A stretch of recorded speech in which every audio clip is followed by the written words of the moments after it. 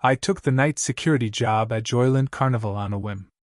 It was an off-season position, meant to last only through the winter while the park underwent renovations and an equipment upgrade. Nothing fancy, but the pay wasn't bad for what seemed like a simple gig.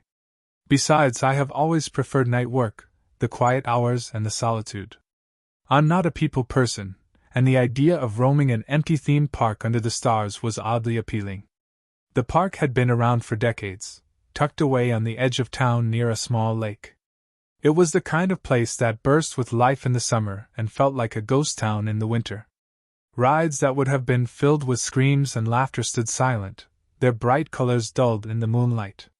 The whole place had an eerie beauty to it at night, the way the roller coaster's tracks twisted up into the sky like skeletal hands reaching out for something. It felt still, as though it were holding its breath.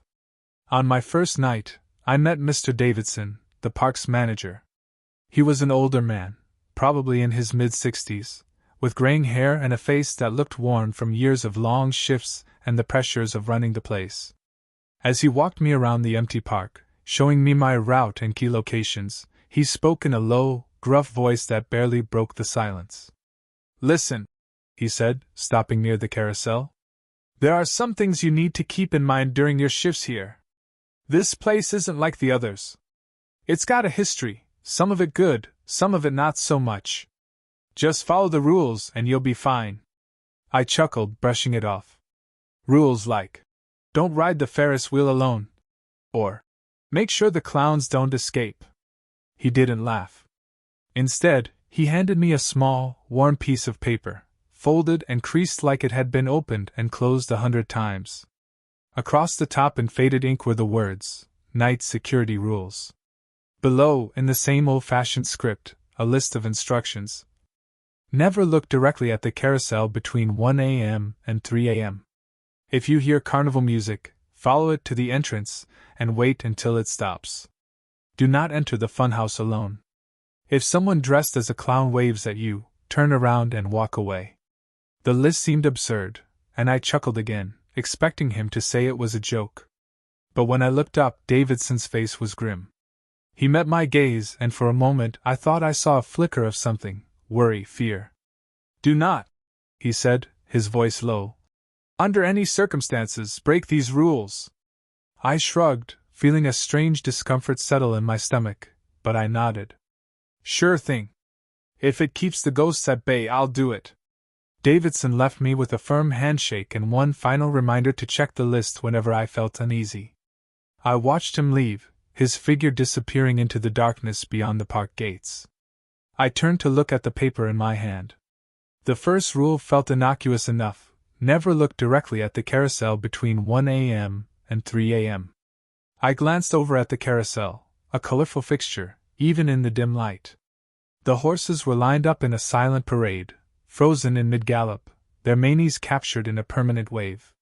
Their glassy eyes seemed to follow me as I walked by, an effect that was eerie at night. But Davidson's warning lingered, so I tucked the list into my pocket, telling myself it was just some quirky attempt to add mystery to the place. The park was still and quiet, an unnatural silence that settled deep into the empty spaces between the rides and food stalls. The Ferris wheel loomed in the distance, towering above the park like a watchful eye. I felt a faint chill and told myself it was just the cool night air seeping through my jacket. I turned on my flashlight, the beam cutting through the darkness as I began my rounds. The hours passed slowly. I wandered through the empty paths, the only sounds the crunch of gravel underfoot and the occasional creak of an old ride swaying in the wind. Around midnight, I found myself back near the carousel and paused, glancing at the clock on my phone. It was 12:15 a.m. The rules said not to look at it after 1 a.m., and I had no problem obeying that. I decided to keep moving, staying close to the edge of the park where the woods crept up close to the fences. My mind started to wander, drawn to the oddities of the place. The aging rides, the faded posters, the way the park felt almost frozen in time. It was as if it had been waiting, holding on to its past like a memory that refused to fade. At one point I passed by the funhouse. In the daytime, it was bright and cheerful, with a cartoonish face painted above the entrance. But now, in the dim light, it looked different, almost sinister. The colors were faded, and the once smiling face seemed to have twisted into a leer. I felt an irrational urge to go inside, to walk through the twisting halls and see what lay at the end. But rule number 3 lingered in my mind: do not enter the funhouse alone. I laughed to myself, dismissing the impulse. I was alone in a deserted theme park at night, after all. Who wouldn't feel a little jumpy? As I continued my patrol, I caught sight of the clown statues scattered throughout the park. They were relics from the park's early days, dressed in garish, old-fashioned costumes and frozen, perpetual waves or cheerful grins. The clown statues scattered throughout the park were relics from a bygone era. Something about them was unsettling. The way their painted smiles seemed a little too wide, a little too fixed. That last rule on the list echoed in my mind: if someone dressed as a clown waves at you, turn around and walk away. It was ridiculous. Who would be dressed as a clown at this hour? I shook my head, dismissing the strange list once again. It was nothing more than a set of superstitions, an old security guard's joke left behind to spook the newbies. I told myself that over and over as I made my way back to the entrance. As I stood there, taking in the quiet, a faint sound drifted through the air, the distant tinkling notes of carnival music. I froze. Every hair on my body stood on end. The music was faint, almost like a memory, a melody that seemed to come from somewhere deep within the park. I reached for the list in my pocket, unfolding it with trembling fingers. Rule number 2: if you hear carnival music, follow it to the entrance, and wait until it stops. The music was growing louder, filling the air with a tune that was both cheerful and haunting. I forced myself to move, to follow the path back to the entrance. My footsteps were quick and uneven as the music continued to echo through the empty park, a haunting melody that seemed to wrap around me, drawing me in. When I reached the entrance, I stopped, glancing around as the music continued to play, faint but persistent. I waited, my pulse quickening, until finally, the music faded, trailing off into silence. I let out a shaky breath, glancing down at the list in my hand. The rules had seemed like nonsense at first, a silly joke meant to unsettle me. But now, standing alone in the dark, I wasn't so sure. Something about the park felt different, as if it had come alive, aware of my presence. The rest of the night passed uneventfully, but I couldn't shake the feeling that the park was watching me. By dawn, I had almost convinced myself that the whole thing had been in my head, just nerves playing tricks on me. But that morning, lying in bed, the faint strains of carnival music still echoed in my mind. It was the kind of tune you couldn't forget, even if you wanted to. The notes lingered, twisting around in my head as I drifted off to sleep. The following night, I returned to the park, a slight feeling of unease gnawing at me.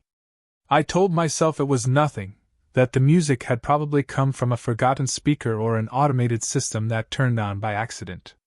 That's all it could have been, I repeated to myself as I went through my rounds, my flashlight beam cutting through the dark. The night was colder, a biting chill in the air that seemed to seep into my bones.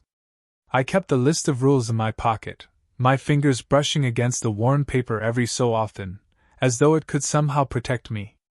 I had thought about ignoring the rules, maybe even testing them, but the memory of that music, the way it had wound its way through the empty park, held me back. As I passed the carousel, I glanced at the clock on my phone. It was 12:55 a.m. 5 minutes to go before the first rule would apply. A trickle of dread ran down my spine as I realized I didn't want to be anywhere near the carousel between 1 o'clock and 3 a.m. I turned away, deciding to circle around the park to give the carousel a wide berth. But as I walked, I couldn't shake the feeling that something was wrong. At exactly 1 a.m., I heard a faint sound, just a soft whir, like gears beginning to turn. My heart skipped a beat. I glanced back, half expecting to see the carousel starting up on its own. But the horses stood still, frozen in mid-gallop, their glassy eyes staring blankly out into the night. I tried to look away, to continue on my path, but my gaze was drawn to them, an irresistible urge to look directly at the carousel, to confront whatever was happening. I took a step closer, the rules slipping from my mind as the whirring sound grew louder. The air felt heavier, pressing down on me, filling my ears with a low hum that made it hard to think. My vision blurred, and the world seemed to tilt slightly as I stepped closer to the carousel, drawn to it despite myself. Just as I reached the edge of the platform, my phone buzzed in my pocket, breaking the spell. I jolted, pulling myself back and quickly turning away. My heart raced as I walked briskly toward the other side of the park, forcing myself to ignore the carousel even as the whirring sound faded into silence. I didn't dare look back. My phone buzzed again, a message lighting up the screen. It was from Davidson, the park manager. Follow the rules. That was all it said, just those 3 words. I felt a chill run through me. I hadn't told Davidson about my shift, or that I'd even considered testing the rules. How could he have known? I shoved my phone back into my pocket, my hand trembling slightly, and continued my rounds, keeping my gaze firmly fixed ahead. The air felt wrong as I moved through the park. The silence was more oppressive than ever, as though the rides themselves were watching, waiting for something to happen. The Ferris wheel loomed in the distance, a dark silhouette against the night sky. Its empty seats swayed gently in the wind. I could almost hear it creak, a soft groan that sounded unnervingly like a sigh. Just after 2 a.m., I passed by the funhouse. The entrance was still adorned with the cartoonish face painted above the doorway, but now, in the dark, it twisted into a sinister smile. The door creaked slightly in the breeze, swinging open just a crack as if inviting me inside. I felt a strange urge to enter, to walk through the dimly lit halls and see what lay at the end, but the rule echoed in my mind: do not enter the funhouse alone. I shuddered and turned away, forcing myself to walk back toward the main path. My footsteps echoed in the silence, each step feeling heavier, as though the ground itself was dragging me down. I glanced over my shoulder, half expecting to see someone standing at the entrance, watching me leave, but there was nothing, just the gaping entrance of the funhouse, its twisted grin mocking me. The silence pressed in around me as I continued my rounds, my flashlight cutting through the darkness. I thought about Davidson's message, the way he had known exactly what I had been doing, as though he were watching from somewhere beyond the park gates. I glanced at my phone again, almost expecting another message, but the screen was dark. As the clock neared 3 a.m., I returned to the entrance, eager to finish my shift. I took a deep breath, trying to shake off the lingering unease. Just as I was about to settle back into my chair, a faint sound drifted through the air, the distant strains of carnival music. My blood ran cold, and I reached for the list in my pocket, unfolding it with trembling fingers. Rule number 2: if you hear carnival music, follow it to the entrance, and wait until it stops.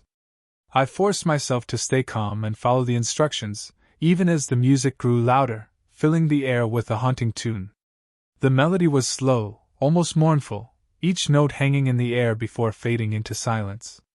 I stood there listening, my pulse racing, as the music echoed through the empty park, a sound that didn't belong. I glanced around, expecting to see lights flickering on the rides, springing to life in some nightmarish display, but the park remained dark. The rides were still, and the only movement was the gentle sway of the Ferris wheel in the distance. The music continued, winding its way through the air, a melody that felt strangely familiar, as though I had heard it before, long ago. My phone buzzed again, and I glanced down, half expecting another message from Davidson. But the screen was blank, and when I looked up, the music had stopped. The silence that followed was absolute, a heavy stillness that pressed down on me, filling my ears with a ringing that wouldn't fade. I stood there, rooted to the spot, my heart pounding as the reality of the rules settled over me. They weren't just guidelines.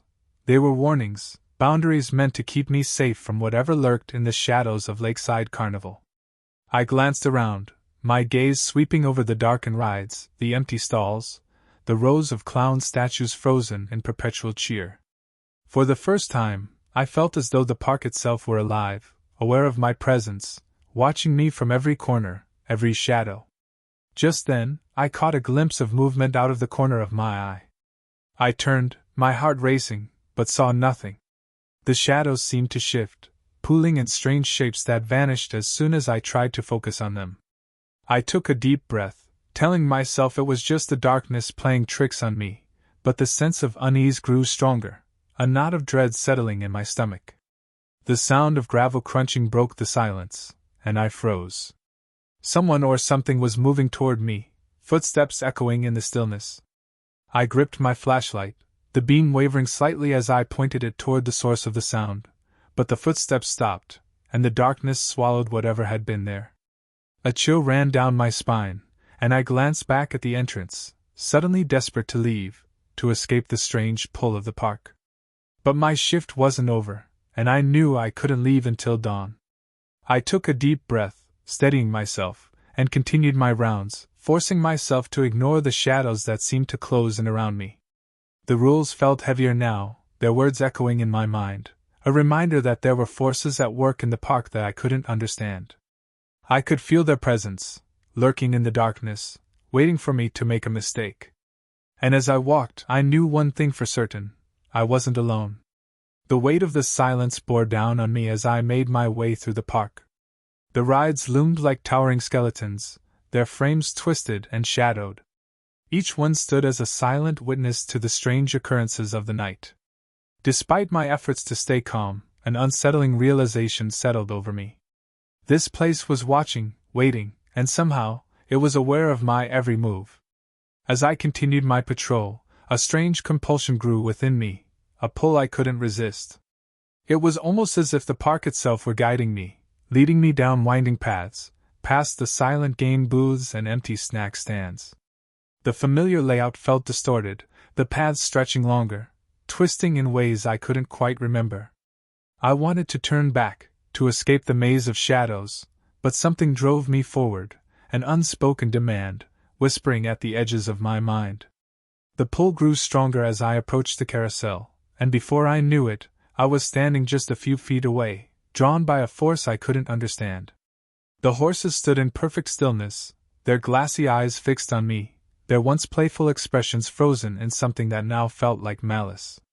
I swallowed hard, remembering the first. I remembered the rule: never look directly at the carousel between 1 o'clock and 3 a.m., but it was already too late. A flicker of light caught my eye, and I turned to see the carousel coming to life. The faint whir of gears filled the air, followed by the slow creak of metal as the platform began to rotate. Each horse bobbed up and down in a slow, ghostly parade. The music started softly, just a whisper of a tune, but it grew louder, filling the air with a melody that was both haunting and strangely familiar. I tried to look away, but my gaze was locked on the carousel, trapped in the rhythmic rise and fall of the horses. My pulse quickened, and I felt a strange, creeping fear settle over me, an understanding that I was witnessing something forbidden, something I shouldn't have seen. I wanted to turn and run, to escape the pull of the music in the carousel, but my feet felt rooted to the ground.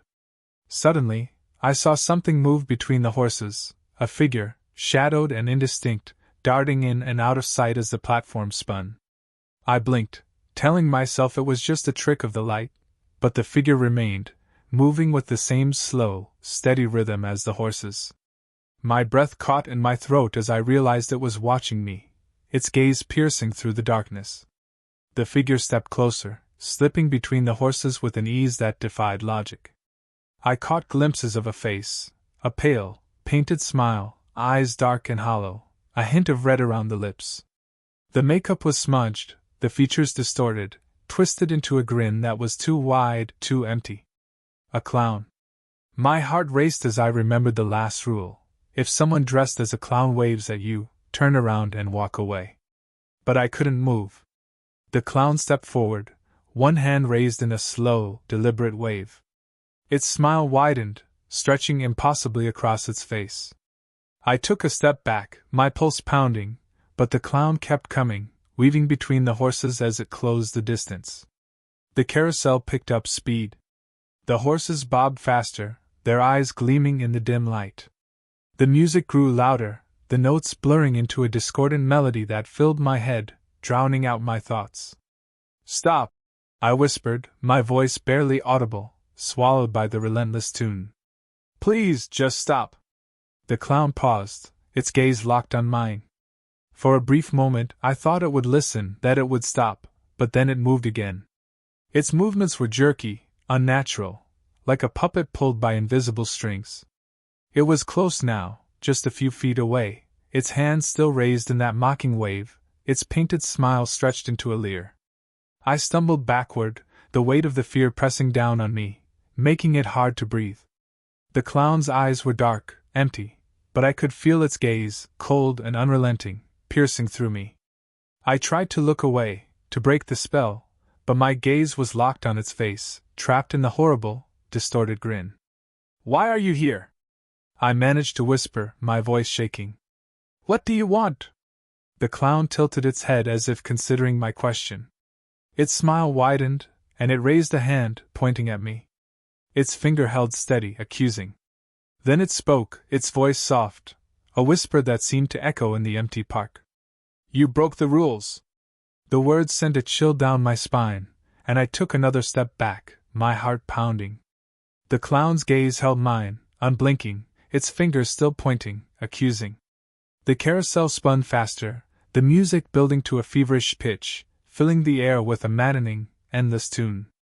The horses' eyes seemed to gleam, their mouths twisted into snarls, their glassy gazes fixed on me.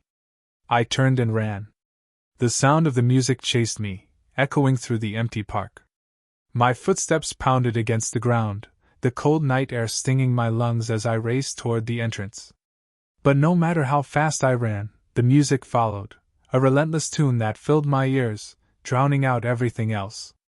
I glanced back, just for a moment, and saw the clown standing at the edge of the carousel, watching me with that same mocking smile.